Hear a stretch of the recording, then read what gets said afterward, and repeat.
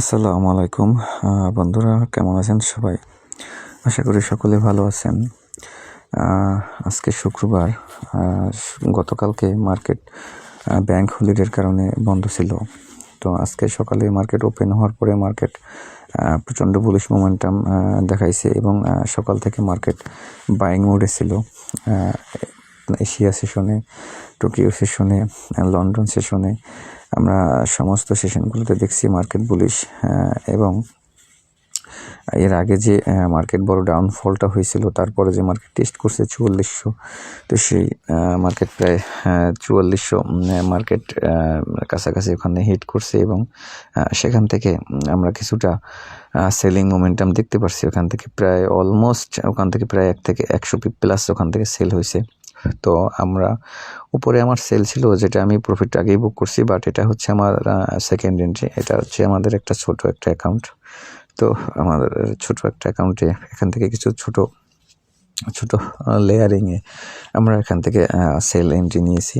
তো মার্কেট এখন যে মোমেন্টাম তৈরি করতেছে, আমরা একটা স্ট্রং এখানে একটা রেড ক্যান্ডেল দেখতে পারতেছি।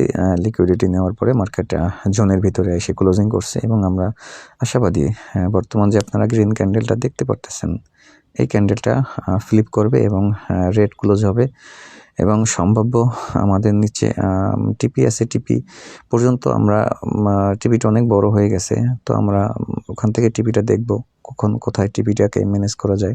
বাট আমরা আশাবাদী আমাদের এই সেলটা প্রফিট দেবে ইনশাল্লাহ।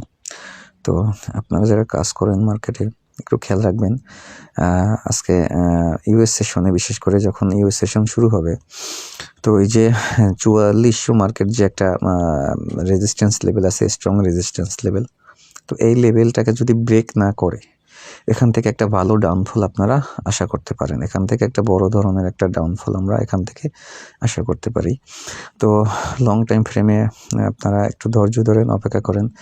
আশা করি যদি মার্কেট 4400 ব্রেক না করে, তাহলে এখান থেকে আমরা ভালো একটা মুভ পাবো। ধন্যবাদ সকলকে মার্কেটের সাথে থাকার জন্য। ইনশাল্লাহ যদি আল্লাহ তাআলা হায়াতে বাঁচিয়ে রাখে, নেক্সট উইক আপনাদের সামনে দেখা হবে।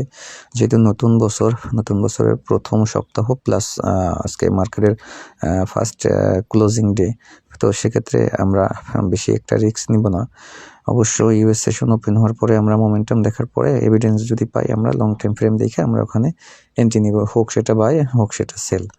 তো আপনারা সবাই মার্কেটের সাথে থাকুন, মার্কেটে লক্ষ্য রাখুন। অবশ্যই আপনারা 4400 প্রাইস ব্রেক করে উপরে বুলিশ ক্লোজিং হতে হবে, দেন তারপরে আমরা এখান থেকে ধরে নেব যে মার্কেট আপের দিকে যাবে। বাট 4400 যদি প্রপারলি ব্রেক না করে তাহলে আমরা এখান থেকে বাইং মোডে থাকবো না, কারণ এটা একটা strong resistance level long time ফ্রেমে আপনারা দেখতে পারেন।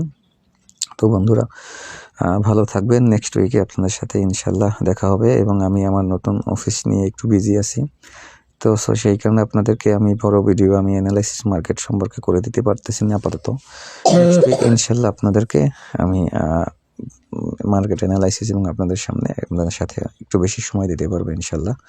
তো বন্ধুরা সকলে ভালো থাকবেন, দোয়া রাখবেন। আসসালামু আলাইকুম।